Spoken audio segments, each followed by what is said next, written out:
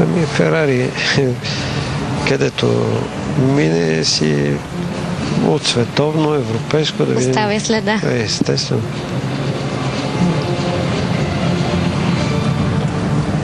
Екатерина Крамаренко от Русия.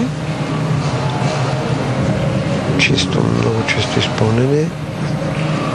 Егер. Впечатляваща гимнастичка е. Доста добро впечатление прави с първото си участие на европейско първенство.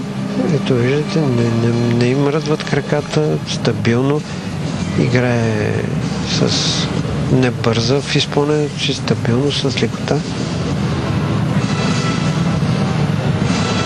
Чиста линия на изпълнението. Хара за финал, стабилно.